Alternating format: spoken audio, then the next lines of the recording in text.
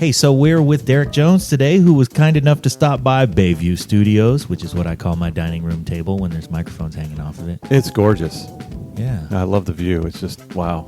It's nice to be back here. Benicia is really a gorgeous good. place. It's wonderful.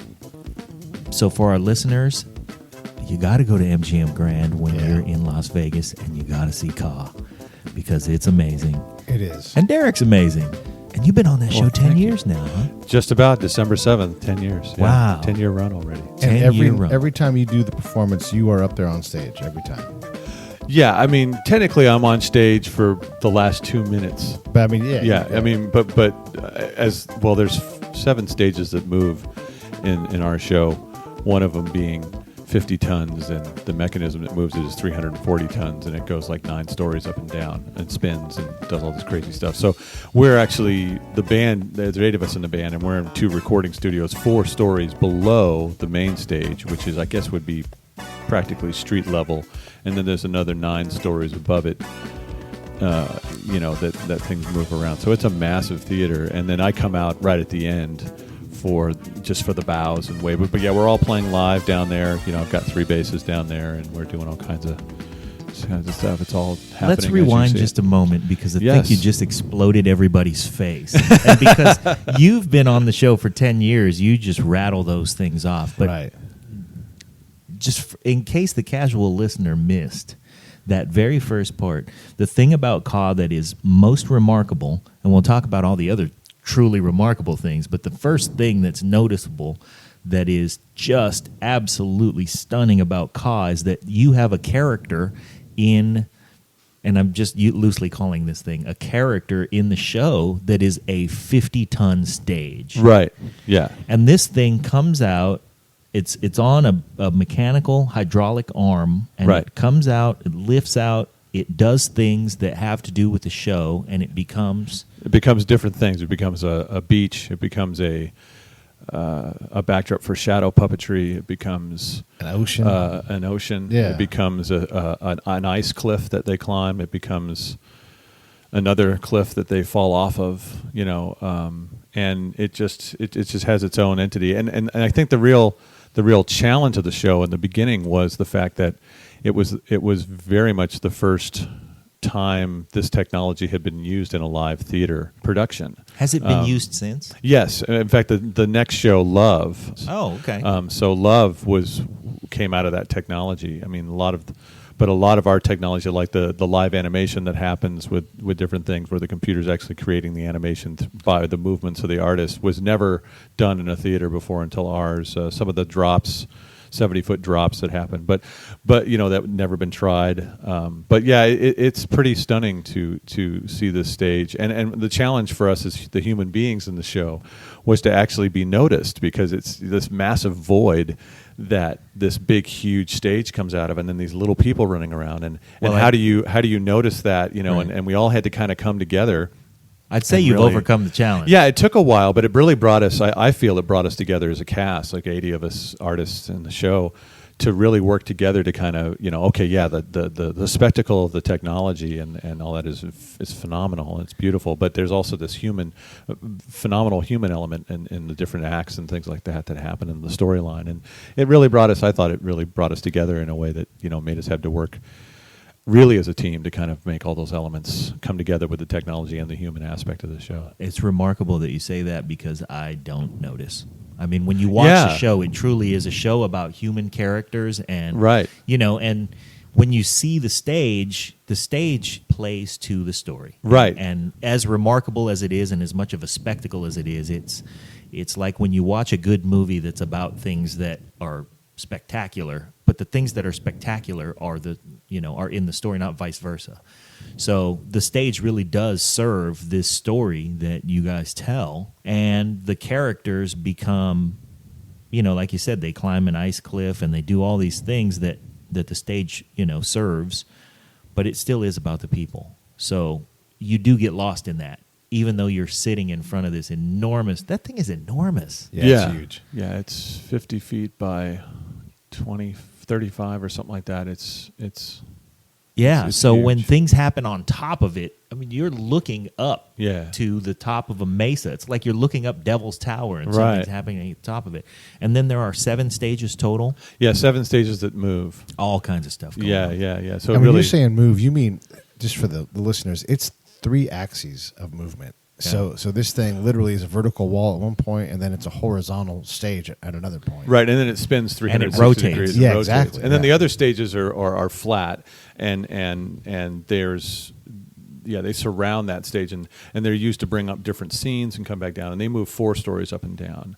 And then there's a last stage that's called the tatami deck, which is a 45-ton cantilever deck that moves about, I don't know, I'd say 75 feet back and forth, maybe a little more, a little less. And that's the deck I come out And at you the end. stand They out go- on that deck, Yeah, yeah. it comes out at the end. They use it in the beginning of the show, and they use it in different ways to bring different people on and off. And they just real creative ways of scene changes. And since Las Vegas has the real estate to make these big, huge, Right. these big shows, they have a lot of real estate to work with, as opposed to like Broadway that doesn't have the real estate Yeah. to bring in a lot of these huge pieces of machinery. So they really used it in a beautiful way, but it's hard to explain to people. I always tell people it's like walking into the Matrix. Yeah. I had the Escovedo family. They came, and Sheila and Pops and Moms and Zena came, Uh-huh. and Sheila told me, "You had me at the lobby." She said it was like, and Oh, I the was lobby very, is very, amazing. and that made me really proud because Sheila's seen everything. She's been there and back, Yeah. so many times, and such an inspiration. So it was for her to, and then she said she walked into the theater, and she was just, her mouth dropped, and she was like, it's like I was like on the edge of my seat the entire show from the beginning. So I walked into the theater, and I thought, yeah, and that's just really makes us really proud that, it feels like that to people, and people that are, really, that have been in the That could entertainment be- industry could be and they kind of jaded. jaded. Like, I Yeah. burned out. Okay, we're going to this thing, and they're just like, no, it was incredible. Peter Erskine came and sat there, and he was just. And Peter Erskine's like one of the He's great seen drummers everything. of Weather Report. He's a It's like- grizzled old veteran. Yeah, I to mean, be as he's- you use that term complimentary. Yeah. His book is amazing. He just came out with a book called No Beethoven: Is the History of Weather Report and His Life, and it's a really fascinating read. As a side note there, but he came, and then afterwards he was asking all these questions about lighting design and the artistic elements and the music, and he just was really excited about it, and so it just makes us really. It makes me feel really proud and honored to be a part of it because I just really believe that it's a wonderful show. And Did you bring him down to the studio? Yeah, we walked down. Yeah, we walked down and gave him a tour and stuff. And I Yeah. think next time he's in town, he wants to come sit in the studios with us and watch it from down there. So we had a treat when we came to see you. We got to sit down in the studio, and you guys are in, like you said, you're in recording studios with, separated by glass so everybody can see each other. Right. You get audio cues from the musical director, and Right. you can see them. And but it's almost like being in a recording studio, but you're really in the orchestra pit. Right. Yeah. I just think of it as I'm going into a session every day, except it's a live session, Right. and it's- Twice a and day. Twice a day. Yeah. You just, and you're playing the same music, but there's little differences. Every show, because of all the technology, Sure. anything can slow down or speed up, or hey, we need this, or you have to always kind of be ready for that moment when we've got to stretch this out, or hey, we got to jump to here, guys, or so you're always kind of ready for, which I love about it. It's never like, okay, I do the show, okay, I'm done, okay, do the next show, done. No, it's there's always these elements because there's so many different things. When going we on. watched the show, there was like about a 90-second gap that you guys had to kind of vamp to fill. Yes, yeah. And it's neat to see that because the audience doesn't know what's going on at No. all. You guys are just, I think it was a pan flute player was playing the pan flute or keyboard or whatever. But Right. it was neat to watch you guys go through that and And to hear the musical director, because we had headphones on. Right. And you can also hear Getting the the stage mix. management talking. I think in your phones you heard Yeah. stage management Yeah. calls too. We don't. The band doesn't hear stage management calls. A couple of people do because they need it for cues, but I Right. don't. I just listen to the MD and Yeah. and he's talking to them, so it kind of smooths things out for us. But, Okay. but you guys get to hear like stage management go, "Hey, we need 30 seconds." Or That's exactly Right. what Right. happened. Exactly, Right. They said we We- got to stay on this for about a minute. Yeah. And Yeah. it was just, the theater remained dark while whatever was going on was being Right. sorted out. And Right. it was And I think a net at that point, maybe a net got caught on something, and they had to just jump up there and untangle it really quick and get moving. Well, what happened was, because we could still see the house from the monitors that you guys look at down there, and what we were able to see was that it created a minute more suspense. Yeah. So it was really neat because we were hearing and witnessing. We were looking behind the curtain, and we were able to witness that you guys were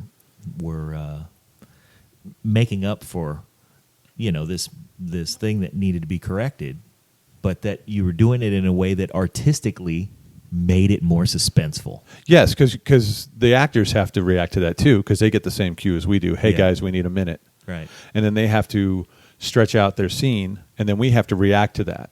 Because we have to support them on what they're doing. So it's like you're kind of doing all that at one time. You're listening to the other musicians, you're listening to MD, you're looking on the screen going, okay, what's happening? What are they going to do? Is there anything we can do to enhance the movement that they're doing to kind of make that? And it's all kind of and you want to make it just a seamless part of the show, so the experience in the house, nothing is detracted from them having an experience where they're in another world. Because that's really what it's about, is bringing them out of their regular world and bringing them into our world. Yeah, absolutely. And inviting them in and having them go, I'm in another place. And it's such a huge fantasy universe that you create there. So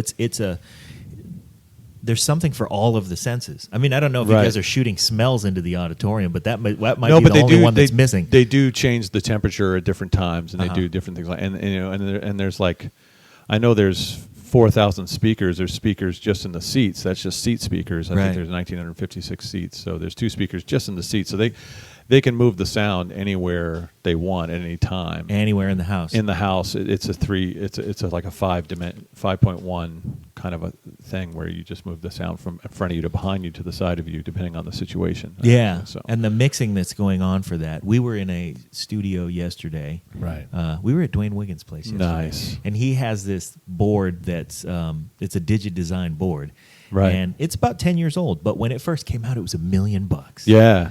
And that board was number 2 in California. Yeah. Number 1 belonged to George Lucas. Oh, okay. Yeah. So, but the thing that the engineer was showing us was there was a touch screen, and so when they mix in surround, you're able to pull the sound that you isolate around the space on that touch screen. Yeah, it's that sound design thing where they can just really move it and sense where it is, and then place it right with the touch. That's so now imagine having that capability in a theater that seats how many people? Is 1956 or almost 2,000. Almost 2,000 seats, Yeah. and the seats have speakers so that you can take that sound in the room, and move it to wherever, isolated down to the row. Yeah, it's amazing. Yeah. The amount of technology that you guys are employing there. I mean, it was 4 years from the idea drawn on a napkin at a lunch when someone said, "Hey, can we make a stage some that nut moves?" job. Let me just say that. Somebody that everybody else looked around and thought, "Where did we get this?" It's kind of like the Spinal Tap scene, they're showing out Stonehenge. But it's really what happened. That's what I was told. They just drew it out on a napkin, and someone said, "Well, I don't know. Let's call." And with Cirque, they can just call the number 1 person who does that technical skill, because that's in what the world Cirque does. Yeah, they just call. Well, we'll talk to and I can't remember the name. I feel so. I don't remember all the name. I remember the architect was, and I can't think of his name, but he passed away recently. He did the Wall tour and did all the Peter Gabriel tours, and he designed the 360 tour for U2. Wow. And he designed our theater. So, you call that guy and you say, "Can we design this?" And then they call all these other people, and "Can we make this hydraulic system?" And basically they gutted the theater to the dirt floor. Right. And then designed it, and then dug down and designed the whole theater. So it's not going anywhere. It's like you can't take it on the road. I mean, Yeah, Like were you saying- said, 50-ton stage, Yeah. that one of 7. well, yeah, but the thing that moves it is It's 340 tons, right. And it's 44,000 gallons. Oh, come of on, you could hydraulic throw that fluid. on a couple of trucks. Yeah. Yeah. Yeah. And you said the building had to be reinforced, almost a new Yeah, there's a structure inside the building because yeah. the building isn't strong enough to hold it up. Right. So they had to build the structure that hold the skeleton of the theater. Right. Had to be built inside the theater. There's a skeleton within the skeleton. Yeah, that holds is the stage. you know. Ridiculous. Yeah. But this is why we're so lucky to have Derek with us, because when Cirque wants something, whether it's a juggler or an architect or a person who provides a technology, they Right. just immediately say, let's go get the best person who does this in the world. Yeah, I mean, especially they have such a database and they have such a brand name now that Yeah. and it's such a respected name that That if you're that Yeah. person, If you're sitting that person- in an ivory tower in Miami or something, and you're the person that does robotics for who knows what, Right. Right. and you get that call, you go, oh, and it's almost like a recognition. Hey, Vegas is calling me, and it's Cirque. Yeah. I must be the best one in the world who Yeah. operates a pogo stick, or Whatever it's gonna Yeah. As far as they go all over the world auditioning artists and looking for different people, and then they keep a database of it. And then when they need something, they go through the database and find, oh, we went to India and saw this, or we went to Bulgaria, or we were in Nashville and we saw this. and we went to Nashville and saw Derek Jones, and boy, he kind of stuck out like a sore thumb in Nashville. yeah, that was really fun. I mean, that was just a fun experience. There was no show available. It was just. Can you recap that experience for us? Sure. Yeah. I mean, I saw an ad in the Nashville Scene. It's like just a trade. It's the paper. Alternative News Weekly, or Yeah, just kind of just the local happenings around town. Uh-huh. And on bottom of one of the pages, it was if you're Cirque du Soleil is coming to town to audition artists of any kind. So whatever your discipline is, dance, comedy, acrobatics, juggling, whatever, or music, or Calf roping. Yeah, calf roping, whatever Yeah. it was. You're right. Sure. Come down. Email us here, and we'd love to. We're having live auditions in beginning of August. So I came home and talked to my wife, Julie, about it, and she was like, oh, hey, that sounds like a cool thing. I said, yeah, I think I'm going to email them. So I emailed them, and they got back to me and said, Your wife, Julie, is lovely. I just want to Yes. say that on the Oh, podcast. thank you. Yes, I'm a very lucky man. Yeah. And Way to marry up, Derek. Thank you. Okay. Yes, exactly. I married way up, but so I sent them. I sent them an email. They got back to me. They asked me to send them a few other things, a picture and a bio, and so I sent them all that, and then maybe some different. I sent them a CD of different albums that I played on, different examples of my playing, and they said, "Well, come down August 4th, and we'll have you come down to SIR Studios in Nashville, and we'll have a couple hours." I didn't really know how long it was. I didn't even want to know what it was about. I had a friend who was playing for the vocal auditions. He was playing piano. My friend Chris Walters, who's amazing pianist in Nashville, played with Alabama for a long time. He plays with Jeff Coffin, and he plays with J.D. Souther, and just wonderful musician.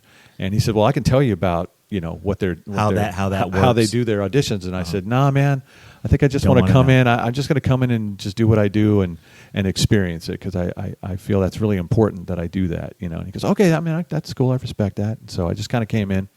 And I remember it was the hurricane before Hurricane Katrina. It was a year before, because I think so. This was 2004, and everybody had left New Orleans that year because that hurricane was coming in, and it ended up not being the big one. Right. But I remember it was the guy Beatrice before or me. something. Yeah, and the guy auditioning before me was a wonderful clarinet player from New Orleans, and so he was auditioning, and he came out and said hi to him, and that was really cool. And he was staying in town for a while anyway, so he just kind of did this. And then I came in with all my instruments, and they have video cameras and 3 people, and they don't. This is not how they do it anymore. They have a whole YouTube setup now where you just send your videos. You can do it virtually. Yeah, and then they archive invite it you virtually. Yeah, and they upload it privately to their site, and they check you out. And then they'll invite you to sometimes To a to a live location. audition. Yeah. They kind of weed things out that way now. But this one, they would just go all over the place and do it. So it was fun. It was I just pulled out my upright, started warming up, and they were like, "No, don't start yet." And I was like, "Well, I just got to warm up." And they, "Oh, okay." And Then they turned the cameras on. There was like 3 cameras and 3 judges. It's kind of how we do it. We hit the record button. Yeah, and we and go, you just we're go just for it. warming up. Yeah, You never know what you're going to get. You never know what you're going to get. Yeah, and it's always good to have it rolling. Yeah. And then they said, "Oh, what piece is this?" And I said, "Oh, it's not a piece. I'm just improvising." my and fingers nimble. Yeah, and they're like, "Oh, okay," And then it was interesting. There was no music to read at that point. It was just, okay, we're going to play a piece of music for you, and then we want you to come up with a bass line right away for it. So they play it for me, and then they go, "Okay, you ready?" And I go, "Yeah." They're playing right into your wheelhouse. Yeah. Yeah, it was like, "Oh, okay, here," and so I made up the bass line, and then they said, "Okay, now we're going to play you the actual bass line for the piece, and you got to play that back to us." Yeah. And so they played us the actual bass line. They said, And "Are they you went, ready?" wow, this sounds remarkably much more like a simpleton played it. Well, the thing was, is they want to, they were just checking out what your ears like, because it's a Right. lot of improvisation, because you have to be ready to change things Yeah, like you experienced. sure. Right. So it was back and forth with that, and then I said, "Oh, I have another idea," and then, "Oh, okay," and then I'd give them, and then I started giving them so many ideas that they're like, their eyes were just getting This really guy's big, an and they were idea like, factory. they're like, Yeah. "Wow!" So and then one of the judges came up on piano, and he said, "Well, I'm going to play this groove, and we'll just play together," and we did that for a while, and we came up with different ideas, and then it just kept going back and forth, and then I said, "Oh, well, I can do it like this. Oh, and I have this other bass that does this. Check this out," and we just had a blast for like an hour, and then I thought we were done. I think they probably just kind of got into the moment. As I'm playing it Well, out in everybody- my head, yeah. they got into the moment, and they went, "Oh, man, did we get this? Because Right. we forgot that we were supposed to record stuff." That's what... Right, that's right. kinda how Well, I they were imagine just it. everybody was just really having a good time, Yeah. and for me, I was just kind of putting that in my head, going, wow, everybody's smiling and really enjoying themselves, and it seems like a really cool company of the people on this side of it that work in Montreal that do this all the time. Yeah. And this was the last of 2 weeks Oh, boy. of Yeah. 8-10 hour days, and that's brutal. Got to be Yeah. excruciating. Yeah. And so, I could tell when I first got in there, like, okay, let's get through this. But they were real nice. It wasn't like they were down or anything. It was just, you could tell it was wearing on them a bit. And then we started getting into it, and all of a sudden everyone got really happy, and it was really fun. And then we were done, and I started packing up, and then one of the judges, I remember her judges, no, people that were auditioning me, but her name was Anne Marie, and she said, "Okay, that was the part of the audition where you played your instrument. Now we want to see if you can sing and dance and act. And we know you're not a singer or a dancer or an actor, but we just want to see how you react to this stuff." Right. And I Just where your head immediately is. knew what they were doing. Yeah. And I immediately thought, this is where most musicians tank the audition. Right. Because This is they where say, everybody "Oh, I falls don't out." do that." Yeah. "Oh, I don't do that." Right. And I went, great. Because, they met me in my place. Uh-huh. Now I'm meeting them in their place. Yes. And they want to see how I react Yeah. and how I deal with these kind of pressures. Sure. And I just looked at it like, well, hey, let's go. And they went, really? Okay, let's do it. Okay, so we're going to put on some music. And there was no time to think about it, Yeah. They were just like, let's jump right in. We're going to put some music on, and we want you to just move your body. And we know you're not a dancer, but just, move your body. And then when you're done, hold a pose, and then we'll stop the music. Okay, so for our listeners, Right. because Derek is a tall man. How tall are you, Derek? I'm 6'1". 6'1", 200, really? 6'1", 6'2", I don't know. Okay, well, you got long limbs. Yeah, I got 6'2" long with limbs. the mohawk. So Yeah, if you're- 6'2" with a hawk and 230 pounds. And So if you're dancing, though, Yeah, you that's- can create a large space. well, yeah, and so exactly. And That's and very kind. and you're an animated guy. I can be, yes. And I just kind of let myself go on autopilot because you can't really think about it, right? Sure. And there's video cameras on you too, so there's a lot of like, okay, they're videotaping this. So the music went on, and it was kind of reminded me of music of North Africa, and it kind of reminded me of Salif Keita. And my wife and I had just went to see Salif Keita. Well, not just maybe a year previous, or 2 years or so. And I just thought, well, what did his backup singers do when they weren't singing? Ah. And they were doing all these dance steps. So I just leapt in the air. And when I jumped up in the air, all three of them kind of just gasped. Right, because And- then you became 9'5". They were like, "What? What?" And I just started moving around the stage, And it was really funny because the the guy that was running the sound was a Nashville sound guy that they had hired. And he just started cracking up, man, because he was like, what the hell is going on? Right. You know? Yeah. And I just went for it, man. And they were just like eyes wide open. And then I just kind of ran out of energy and just I stood on one leg and I stopped moving. And I said, well, that was really stupid to stop moving on one leg. And I just held this pose and I said, don't fall down. Don't stop the music and don't fall down, right? You know. And they stopped the music and they Just got in up and time. laughed and clapped and it was great. And then, you know, and so now I'm out of breath. And they go, okay, now we want you to walk up to this microphone in the center stage, look in the middle camera, and say who you are, what you do, and why you want to work for Cirque. And so I said, you know, my name and what I do and why, you know, and I'm totally out of breath. And I found out later, because I've never seen this audition DVD. I'm trying to get a copy of it, but they hold tight on these things up in Montreal. But I talked to one of my friends who's one of the he's one of the talent scout guys, and he said, oh, I've seen your audition. And he says, yeah, it's one of our favorites up there. And I was like, wow. And I went, he says, yeah, and what's really funny is they start out with you saying your name and who you are, and that's the start of the video. And you're so out of breath already. Right, and they edit it to where it's just, hi, my name's Derek Phillip Jones, and I'm a bass musician, play bass, and I'm totally like can't even think, you know. And I'm like, why do I want to work for Cirque? I don't even know what I said, you know. And then they went, okay, now we want you to sing. So just sing anything. You're gassed. Yeah. So then I'm like, exhausted, so they said sing anything. So I was listening to Yvonne Leans on the way to the thing. So I just tapped a little partito alto groove and sang some melody of one of his tunes. I don't even know what it was, and just improvised it, you know. And they were like, oh, great. Okay, now, you know, we did some other things. I don't remember what they were. And then they said, okay, we're going to do this last thing. And this last thing is you have to describe words that we say with only your facial expressions. Are you ready? While we shoot you with a paintball gun. I mean, what's next? Right. Are you And ready? they put the video camera right up in your face at that Yeah. point, you know. Wow. So they're just like, are you ready? And I go, yeah. And then they start putting lemon, Paris, trash, you know, broccoli. I mean, I have to make facial expressions to kind of, you know, and I don't know what I'm doing. And as I'm doing it, they're cracking up, you know. So I'm thinking, well, either it's really hilariously stupid, or this is funny. I have no idea. I'm just, you know. And then at the last minute, they say, okay, show us Derek Jones. And I don't know. I just looked at the camera. I don't even know what I did. And they said, okay, show us the opposite of Derek Jones. And so the only idea I had was to turn around and show them the back of my head, which was the funniest thing they said that anybody had ever done. They just, you know, I just had no idea what to do. I couldn't even feel my face, I think, at that point. You know, so I just showed them the back of my head. They fell on the floor laughing. They were just like hilarious. And then it was, you know, yeah, you're our first call bass player for anything that opens up. It could be 2 weeks or 2 years from now. They told you that. Yeah, they actually said that. They said we were really excited. You had you know, to have the feeling you know. at that point that you really did nail it. I mean, it was really a fun experience, and you know, I got to say, it was. And you got feedback from them. I mean, in the I way was that getting they it. reacted. Yeah. I was getting feedback, and I was also getting an idea of what it was like to work for this company by how they enjoyed what they did, even after 2 weeks of, you know. Right. And I know that they didn't really. It was my friend. It was funny.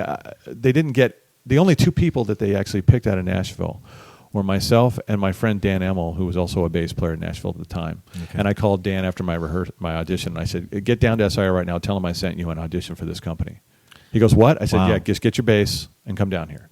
And he ended up playing in Corteo for a while, and then he was in Saltimbanco for the last run, and he was actually the co-MD on some of that. Wow. And it was a really great experience for him. So we were the only two out of 2 weeks or 3 weeks of them auditioning that they were able to say that we could really use you in our company, you know. Wow. But yeah, they told me I was a first call. They would really put me to the front of the list, but it could be 2 weeks or 2 years from now. So I figured 2 years later, not 3 months later, you know. Yeah. And then 3 months later, they emailed me and all that started, you know.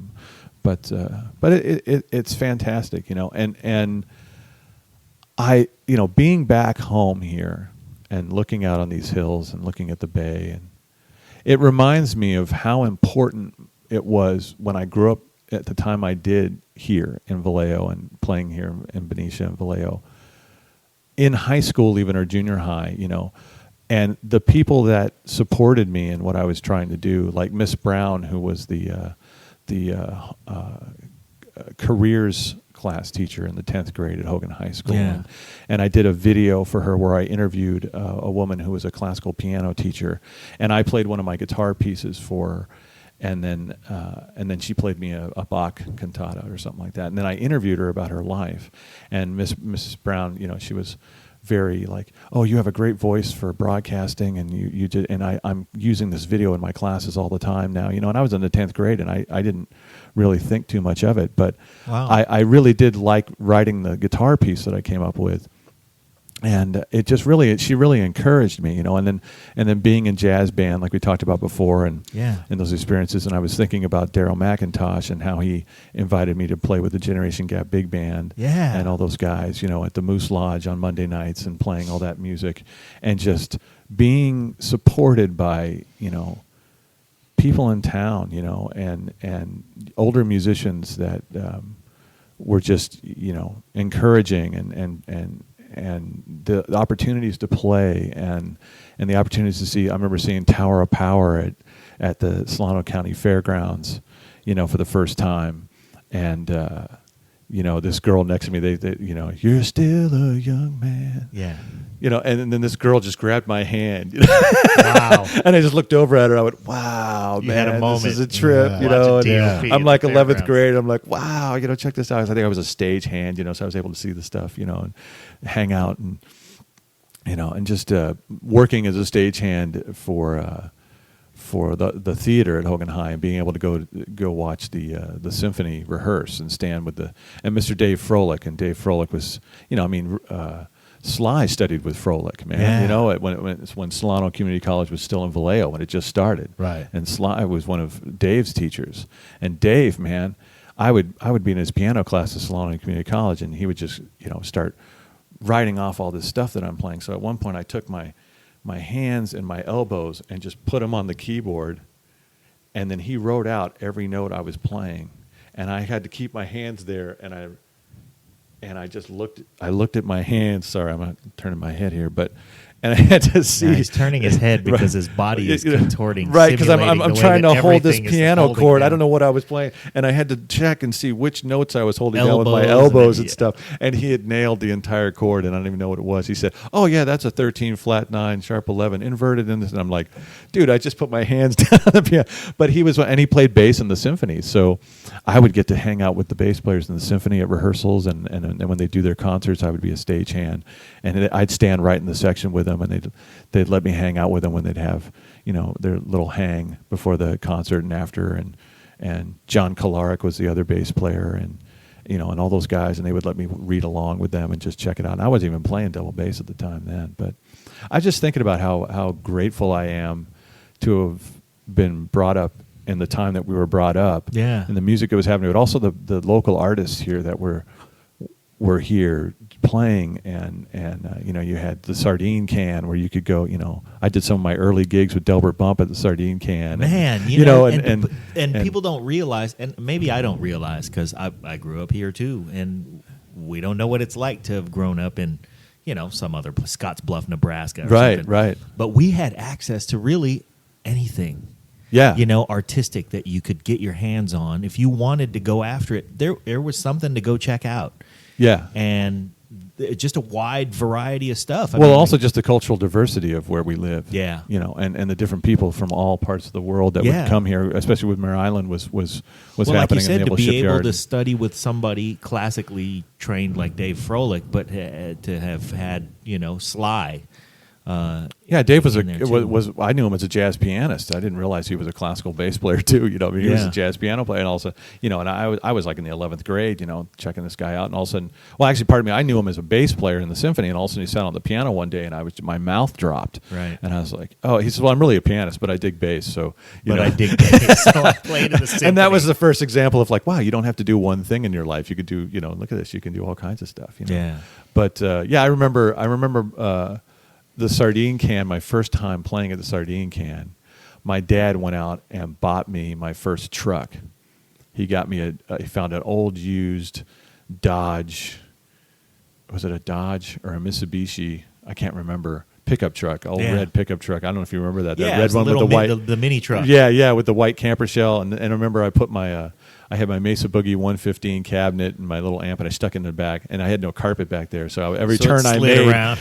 bam, it's just like it's hitting. And the whole time I was driving up and down Georgia Street Hill, trying not to have my cabinet fall out of my truck. But I remember he rolled up on a Sunday afternoon with my truck, and I was like, wow, man, I have a pickup truck. I can, and my parents, Take man, your gear places. my parents have been so supportive of this whole thing, man. Yeah. I mean, they came to all my gigs at high school. I mean, when we would play with the jazz band, they would always be in the front rows of the theater, and they were always, bought me my first guitar, bought me, I was paying my dad back for the truck, but it wasn't like, hey, you got to make, he was just trying to help me get started, and bought me a box of business cards. cards. You were a pretty easy kid to raise. Let's face it, you weren't out wrecking a bunch of stuff and creating a bunch of. No, I was practicing, man. They You knew where I was on a yeah. Friday or Saturday So it night. like, I was. we can spend money on Derek's new gear, whatever it is, because he's going to use it. If I wasn't playing with the Generation Gap at some senior dance on the weekend, making my $25-$35 check, I was playing along to records and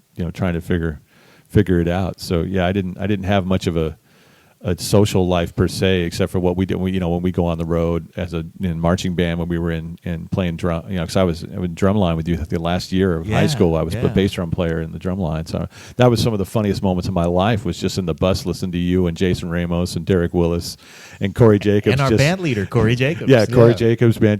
I would just because you guys were so brilliant with your one-liners back and forth, just cutting each other down. It was and I a would survival mechanism for us. It was incredible, and I would just crack up, man. I just listened. Well, the funny dynamic about that time back then was we used to cut on each other so bad. But you know what? You had created amongst us a special kind of reverence because you practiced so much more than everybody else that, once the jokes came out, it was like, okay, listen, we're all over each other. We're going to just roast each other. Yeah. Yeah. But Derek's kind of off limits. Every once in a while, we'd lob something your way, and then we'd be like, "Okay, take it easy," because he's busy practicing. Well, he's not cutting it up with the rest of us. I wasn't We're out here helping you guys either, misbehaving. man. I remember I would not. I mean, you guys had to hold back because I was prime material, man. So you were really kind, man. I remember what was it? Someone drew a picture of me on the chalkboard in band class, and when everyone looked up, it looked like Tammy Yarborough instead of me holding a bass. And everybody went, hey, man, that's not Derek Jones. And somebody put Derek Jones in. And that was just like a thing where it was like, and everyone went off on it. And then one first day of school, I inadvertently wore, I don't know where I had the white pants from, but I had a pair of white pants and I wore a blue T-shirt. And I didn't realize I put on the school colors the first day of school. Wow. And I'm walking around and was like, wow, man, you're really in a hooker. He's spirited. And I was like, no, man. And he's got the Neil Sean pants on. The Neil Sean pants on. Man, that was hilarious. First day of school, they were probably white parachute pants with all the exactly. zippers or something, man. That's hilarious. I just remember some of that stuff, man. But you guys would be just cracking me, man. That was the brutal. most fun. It was a brutal environment. It was the most fun. Was just hearing you guys. You guys would get into it, and I would just sit on the sidelines. And you never really jumped in the ring, and that's really what made you off limits. But I didn't have the wit that you guys have. But I so admired the improvisation of what you guys would do, and how you brought your. I would learn about about the lives you guys had and where you came from by the jokes that you would say and how you would use certain terms and different cultural terms. And I would just check it out and soak it in. I was just cracking up, but I learned a lot too, man. And I just admired how quick you guys were to just, someone would say something and immediately someone else say that, and everybody would fall out, and then I would just go, man, this is total jazz, and this is like rapping and hip hop and jazz and everything happening at one time. Well, this is why Derek is such a generous improvisationalist, because he says, "Yeah, I would notice how I would get to know your backgrounds by the cultural references that you guys." That was that's really the kindest way to say you guys were absolutely terrible, relentless racists. Because man, I mean, but it was all in good fun. It was all just amazing to. I mean, we all escaped that experience, really, and we all still love each other. Yeah. I could say I've heard John and Corey call each other on the phone. Yeah, it hadn't stopped. No, I would hope not, Yeah. because it's really endearing now. I mean, it's really, it's we lost one of our brothers, when Derek passed away, I was like, what, and you see how life things can change in an instant, and it's Yeah. But to have those those kind of moments, I mean, That was Derek Willis, and when he passed Yeah. on, he was living in Louisiana. yeah, Which I thought was great, even though he really didn't hasn't played for the last many years. right, But he did still kind of gravitate to a place where he could steep himself in that expression. right, And I think the form of expression that was for him, because he was a trumpet player, and being in Louisiana, he was south of New Orleans by probably 45 minutes or an hour, but still, we would the last few times that I saw him, we would meet in New Orleans, and right. he was still the same guy, and he still loved music the same way. And, Yeah. and I would say the same for really all the guys that we hung out with and came up with. Now, Corey, we're going to do a podcast with Corey Excellent. as well. And and he wrote our theme song, and That's awesome. He's taken that sense of humor and all of that and injected it into what he's playing nowadays. Have you ever played with Corey? Not since back then? Not since back then. That's no. terrific. Yeah, What the heck? yeah. What's going on there? Yeah, we got I don't know. I'm not sure what. Yeah, I mean, I know it's been geographical more than anything. But Well, yeah, but we're a lot closer now than we used to be. yeah.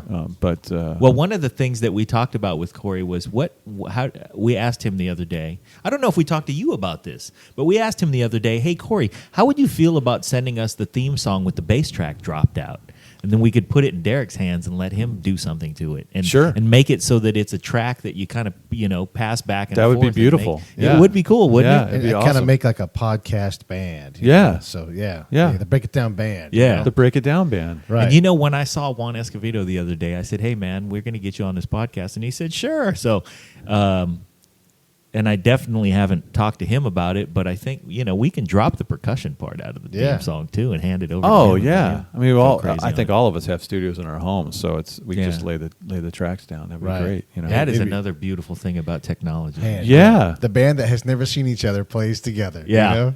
Yeah. I mean, I do it. I just laid down tracks for a guitar player friend of mine in England for his new project. Wow. at the house, and And it's sent pretty- them off. Sent Put them 'em off. up in Yeah, the put them on cloud, so- Dropbox them and go. Yeah. Right. and send them off, and it works out really really well. Wow.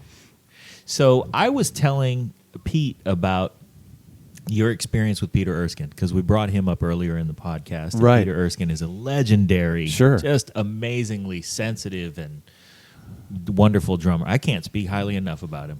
Me either. As a fan, but you have actually played with him. Well, I haven't. Now let's be clear. I have not played with him on a professional level. Okay. I haven't done any gigs with him or anything, but I met him through the drummer on our show Uh-huh. who was studying with him. Okay. And he met him at they have those drum camps, like a week-long camps, different Yeah. parts of the country. So Eric, our drummer, went to What's Eric's last name? Eric Scribner. Okay, let's So, give him a plug. yeah, Eric yeah, Scribner, Eric 'cause Scribner, my he's brother. Terrific. Oh, man, he's Yeah. so good. He's so much fun to watch. Wonderful musician in person. Yeah. And but there was I think it was in Philadelphia. There was I think Dave Weckel puts on these drum camps, and that year it was Daphnis Pareto and Peter Erskine and Steve Smith. Wow. And I said, man, Eric, if you can get hooked up with Peter Erskine, I mean, he lives in L.A., it might be cool to maybe get a private lesson. I think that would be really great for you. And he goes, well, I'll ask him. So, and then turns out Peter was like really receptive to it. He says, yeah, man, give me a call. Here's my email, my phone number when you want to set something up, and we'll do it. So he drove down to his house and had the lesson, and came back, and he was like, wow, man, Mind so blowing. I started thinking about it, and I was like, and I'm Well, just to give some context to our listeners, Neil Peart, yeah, who we love from Rush, Sure. he Right. took a lesson. he studies with Peter still. Yeah. Still. Yeah. Oh no. He's they. I think he. Well, one of the 'cause things Neil that lives he's in LA talked now, about too. was that, and this is the amazing Neil Peart, Yeah. not as a kid, as a full-blown, the professional who we loved and have embraced and admired And for is still years. searching. He's still searching. Exactly. And he went to Peter Erskine, and they took everything apart and just put a ride cymbal up. Right. and started just at the ride cymbal. How do you play the ride cymbal? Something that most people I'm just going to leave it over here by my right hand so I can subdivide the groove and Right. take it completely for granted. Well, you know, I went to a clinic with Max Roach at one of the jazz festivals at UC Berkeley. You know, they have the International Association of Jazz Educators festivals every year, and I did those like 3 or 4 or 5 years in a row. I can't remember.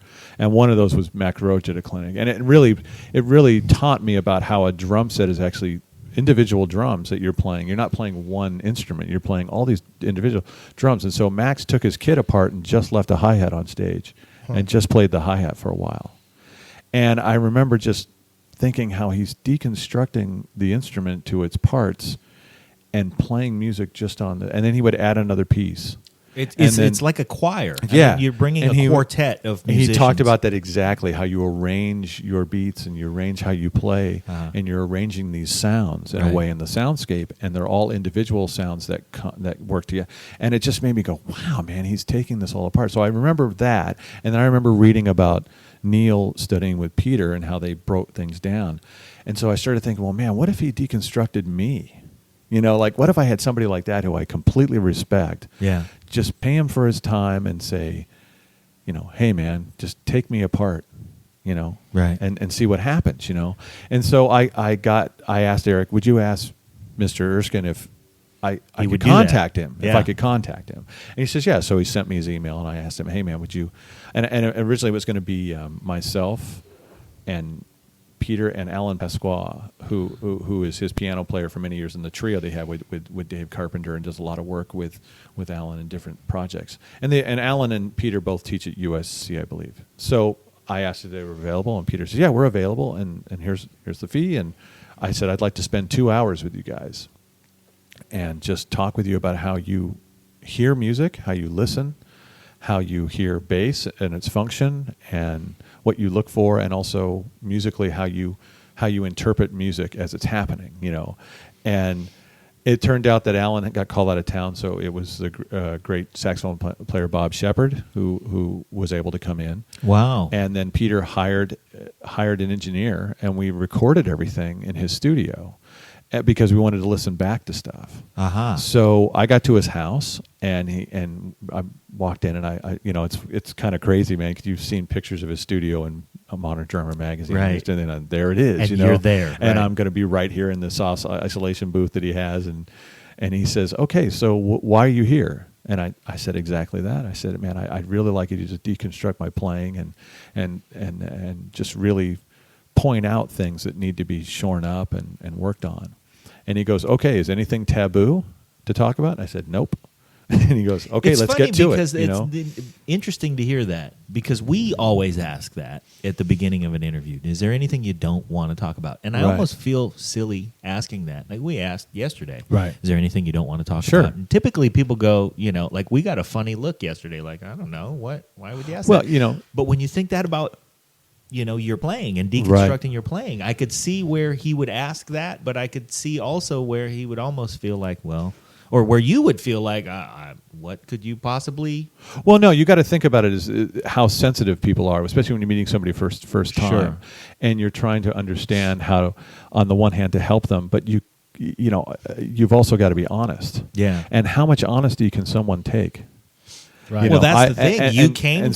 You came to him with this idea. Right. So I'm not I paying almost you. feel like I'm trying to get my money's worth here. You Right. got to give me all but of it. he also showed me he respected and was caring of me. Okay. And I looked at it like, wow, that's really cool that he went, okay, is there anything taboo not to talk about? He's asking me, he's actually trying to understand me because he's just meeting me for the first time. Right. So and letting you know that you're in a safe place. Yeah, exactly. This is a You place, get to you know, choose. you get to choose, and this is a Maybe that's that's why you asked that question, Pete. That could be. Okay. I mean, you got to think when you ask that question to somebody, it's very respectful because you're Right. showing them honor and respect. Hey, I don't want to cross any lines here, and I want to make sure everybody's comfortable and we feel good. Yeah, that is a good point. And Yeah. you are trying to say, I respect that you have boundaries. I don't know what they are. Right. And yeah, I don't know what they are, but I want to respect them. Yeah. Right. And then they go, oh, that's cool, man. Well, Yeah. now there isn't any, but thank you for asking. I mean, I felt really comforted by that. And because, you know, so he immediately put you in a safe place. oh, yeah. Like now we can really go. I mean, it's like you're looking at you're looking at this guy, right? And This just happened. My wife just walked in. This happens at what did we call it? Bayview Studios. Bayview It's what we call the Studios. dining room when there's sweetie. and where there's microphones and stuff hanging Yeah. around. But you just missed the lawnmower going for the last 5 minutes. So this just adds personality to the show. So go ahead. And my wife just walked in with groceries. She's gonna all put away the milk. San and there's Francisco flowers Giants and stuff, whatever. and, So, and yeah. yet Halloween at the same time. Yeah. She's multi. What do you call it? Theming. Multi That's right. theming. That's right. It's synergy. Yeah. So Yes. please, now in your safe place with Peter Erskine. Yeah, in Yeah. the safe place, and he hired an engineer, which I didn't know he was going to do, but was great. And he says, "Okay, pick a tune. Let's play a tune." And then What'd you pick? I don't even remember, man. Okay. I was just so so I picked some standard. I don't know what it was. Yeah. You know. I Just remember something to thinking start about where stuff on the everybody drive knew the down. tune. And my wife came with me. She went to the beach for a couple hours, which was great. She brought her book and just hung out on the beach. That's funny. And I just thought of I different wouldn't be able tunes. to get enough Yeah. of I want to hear every note of what goes on in here. Right, right. She's She was like, "Oh, I'm gonna going to grab a go. book." I'm going to drive down here and meet you back in 2 hours. You know, and it was great. And so I don't remember what tunes, but we recorded them, and then we would listen back, and he would listen for a second. He'd go, "Okay, stop," and the engineer would stop the recording, and he'd pick a topic and talk about this or that. Wow. And it was just, the unfortunate thing was You is I wouldn't didn't necessarily even finish the tune. No, we would just listen to. He would listen to something specific, and then go, "Okay, right here." Uh-huh.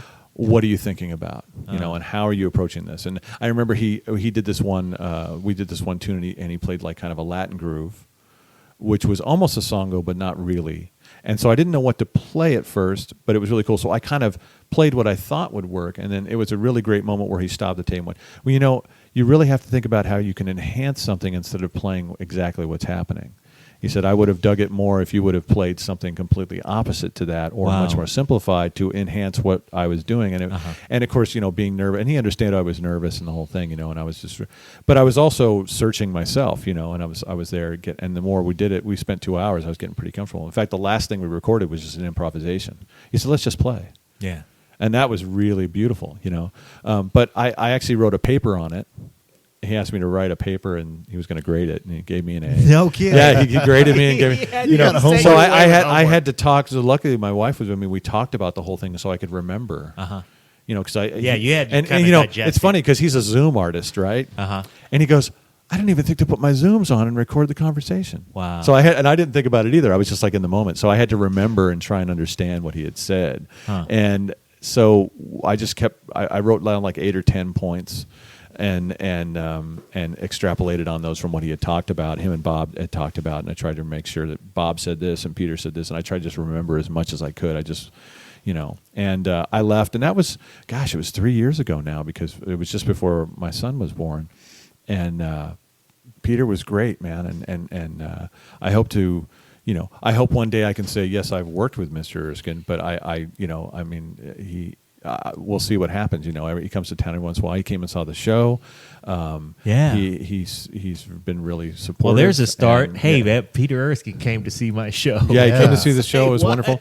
And I think there may be a recording in the future, with me and him, and some other people. I have a dream of getting him and Paul Hansen and David Torn in a room together. Wow. And just seeing what would happen, Yeah. But, I don't know if that's, I want to. I'm just sussing things out now, but Yeah. Peter was very receptive to it. I emailed him about it. He goes, "Oh yeah, man, when you're ready, just let me know." We Well, could do you it know here. what, And- man? I'm and I going was to like, just jump in front of your humility and say that pretty much as I've witnessed, and we've known each other a long time, as I've witnessed your growth as a player and your travels, everybody you've wanted to play with, you've ended up playing with.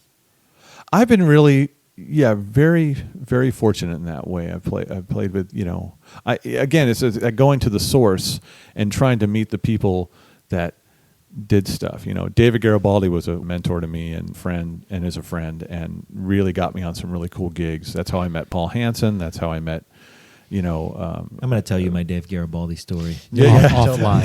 You have to tell that story. But David was great. But going to the sources, and trying to find. Steve Smith was a guy I got to play with, and a lot of drummers. I was always wanting to know what drummers thought of. Man, I was like, My wife's making a face because you just divulged that you played with Steve Smith. She's back there losing her mind. I'm kind of losing my mind too. Well, that's when I he can't lived here. keep- He lived in Nevada. He had that beautiful house and Yeah. recording studio, and I remember him. We did, in fact, my dear friend Andre Bush, who we're having the memorial tomorrow for. Yeah. We recorded part of that album. Steve played on it, and we recorded it at Steve's house in his home studio there. Huh. And Steve would invite me out. He invited me when Vital Information was doing one of their recordings. He called me up and said, "Hey, man, Jeff Andrews is going to be one of my favorite bass players in the whole world." He says, "Yeah, Jeff's going to be here. We're recording the new Vital Information record. You want to come by and just hang out?" So I was there. And the man. answer to that question I was like, yes. I don't think I even answered. I got in my car and just started driving. And I got I guess the Pope does Tom shit in the Coster and woods. Frank Gumbali and Jeff Andrews and Steve Smith just in the studio tracking, man. And I got that wonderful hang with Jeff Andrews, man, and just just Steve was just so great. He was really. I've been trying really to cool. keep up with all the names that he's throwing out and look up things that I don't know about on Wikipedia. Yeah. And I can't keep up. Yeah. I can't keep up. It's incredible. What Did an you guys just hear incredible that experience. babbling brook that is actually my kitchen sink Yeah. here in Bayview Studios? Bayview, lovely Bayview Studios. I love it, man. Best view ever. Man. So, all right. Well, great. Is there anything, any topics that we want to talk about that we didn't touch on? I'm just, because I could do this all day, but I'm being respectful of your time because I know you got things to do. You have the rehearsal this afternoon. Tonight, yeah, we rehearsed tonight. Okay. 7:00 down in Oakland, and then tomorrow's the concert from noon to like 3:30 or so Noon to 3:30. Load That's in at at Freight and 10. Salvage. in Berkeley, California. Yes. Yeah, we're not going to be able to put this podcast up in that amount No, of time, but that's right. but we will plug it on Facebook. And if you guys missed it, Yeah, everybody's you guys doing their have missed it, plugs but and it's- Facebook and Freight and Salvage put up a nice thing on their website about it. Cool. And, Oh, right on. I know we're competing against the Giants, man. It's like Yeah. it's one of those things, But well, you're in the afternoon. Though. yeah, we're in the afternoon, and it should be a wonderful experience playing with all my brothers that I grew up playing with here in town. Yeah, in who's the Bay gonna be there? Area. Well, you got Alan Hall on drums. Alan's the guy that's playing with every band because Alan played on every record. So Yeah. he's got he's doing most of the work, man. Wow. And Art Landy's coming in, one of my favorite pianists. I've never met him, so I'm going to get to meet him. Huh. Really great composer and player.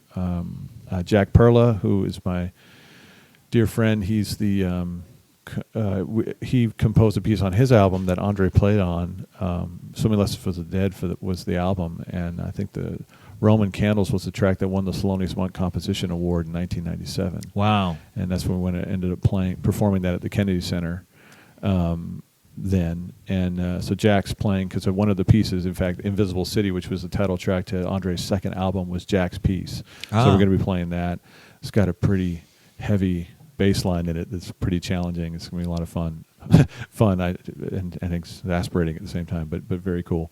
And I played it on the album, but it was like 17 years ago. So, When you I've had fresh been like legs, thinking what? about how I fingered all these positions, and stuff like that, figuring it out. But the great guitar player Dave McNabb, who's one of my favorite musicians. We actually played together when I was going to Sonoma State University back in 91.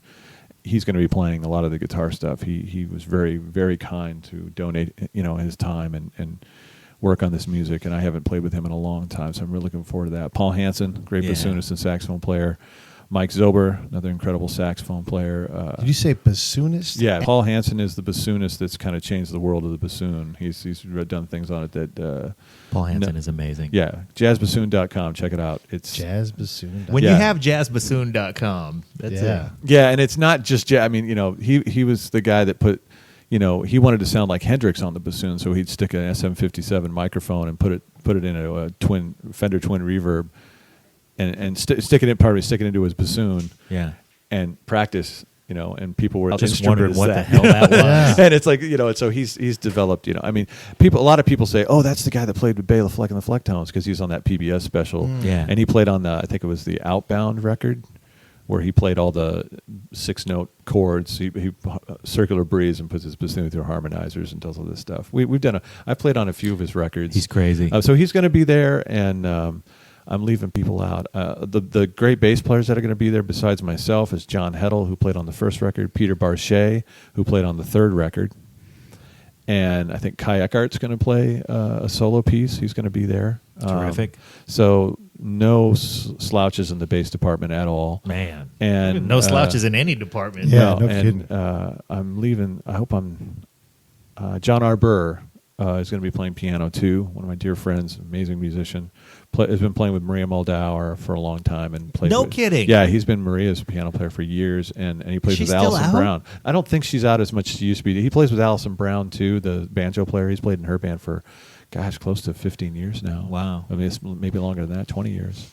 And just phenomenal. Remember the band Spangalang with Myron Dove, and was Billy Johnson playing drums in that band? Or Dazon Claiborne? How long ago was that? That was a while. It was the early 90s, mid 90s. Wow. Yeah. But John R. was in that band. Okay. He was one of the guys. I actually met him at the Union Hotel Wow. back in 92 or 93. John R. was playing with Jeff Mussinari, and his wife Jody was singing piano, guitar, and voice. And they had me come down, and I brought my bass and my little amp and sat in with them. And John R. was like, "Oh, great! This young little kid's going to play bass with us and ruin our whole vibe." And then I started playing. It was like, "Oh, no, he's not. all Okay, right. this is cool." I think that'll be all right. And he ended up being one of the funniest people I've ever met. He's just such a funny guy, And so these are all people that just grew up. And I'm probably leaving some people out. Oh, Jenna Mamina, I can't leave out. She's the one putting this whole thing together. She's the singer that we played with a lot.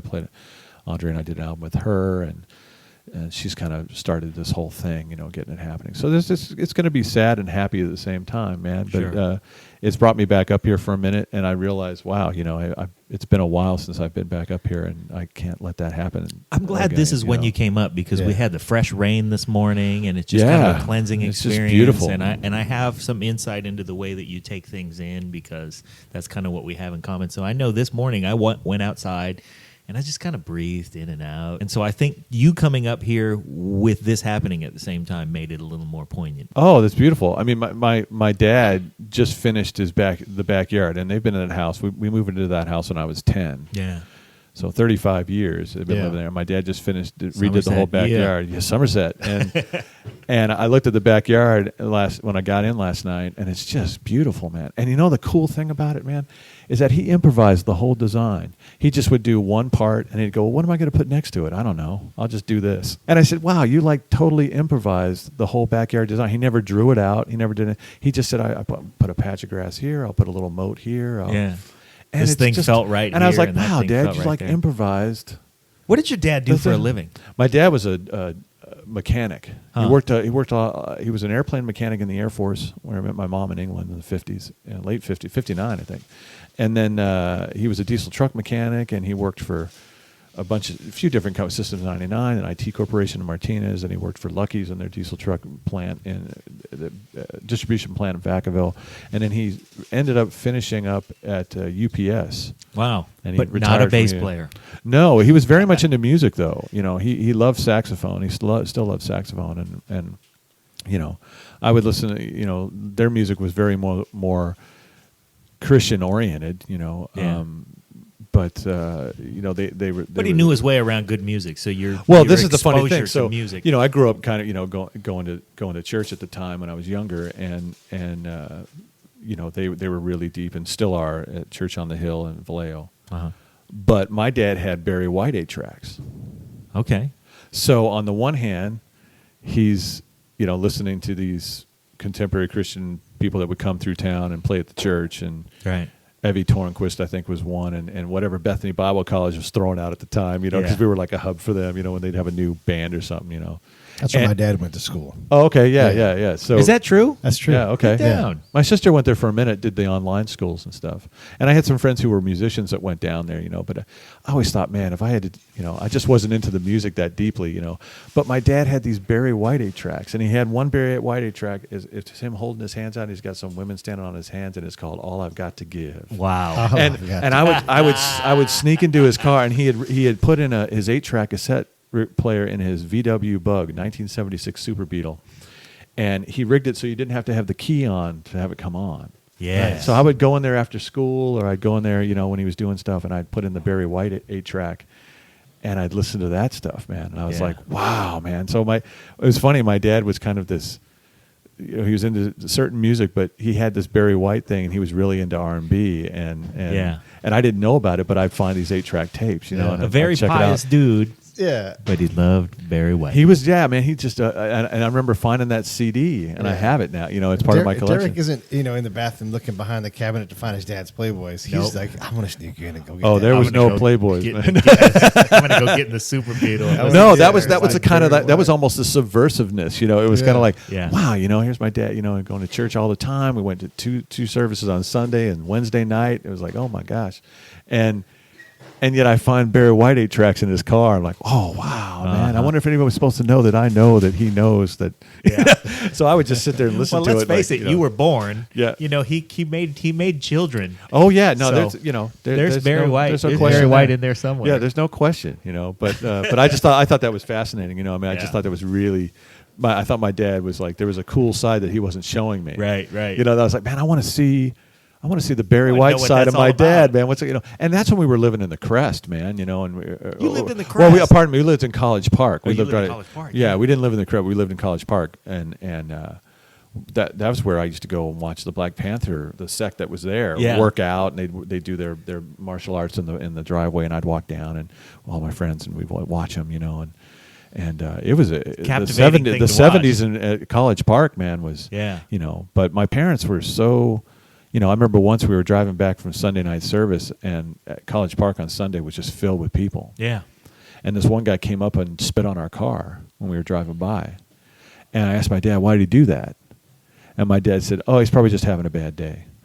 And it was never the fact that we were, one of the few white families in the neighborhood. College Park, yeah. In College Park at that time. And there was a lot of tension going on that Yeah. that when I look back, especially in the Crest. that was man, the invisible Crest to was like- you. Yeah, but my parents never alluded to that being a racial issue there was never talk. I remember once They were always above it. they just did. Yeah, it was like no, that it's not looking at the outside that counts. It's Right. they always talked about the person, the character of a person. It means more, and it doesn't matter what they look like, And I remember that as a young child being very aware of what that meant, but there was never. But I remember that moment when this guy just ran up and spit on our car and said, "Get out of our neighborhood," and yelled at us and stuff, and we were like, whoa, but it was never said. Yeah. That was never the thing. That was never the thing. And it's true. He was just having a bad day. Yeah, he was just having a bad day and saw us, and it was that thing.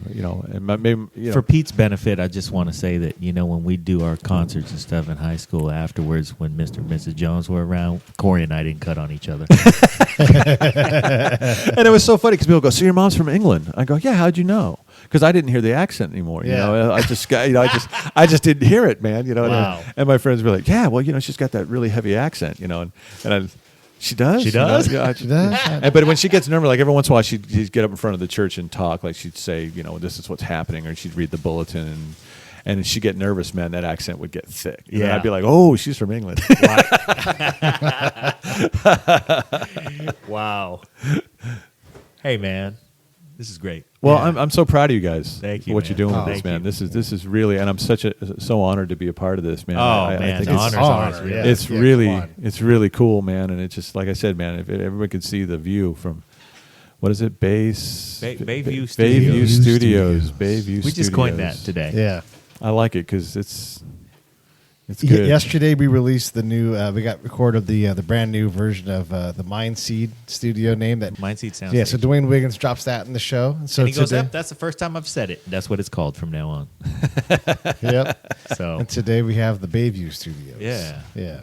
Yeah, We got to get you over there to Dwayne's place too, I'd love it. That'd be great. oh, Yeah. yeah, for sure. because everybody drops in there, and it's It's just a great vibe too. It It's is. it is a big sound stage, and he's got gear up, Right. And that's where my cover photo.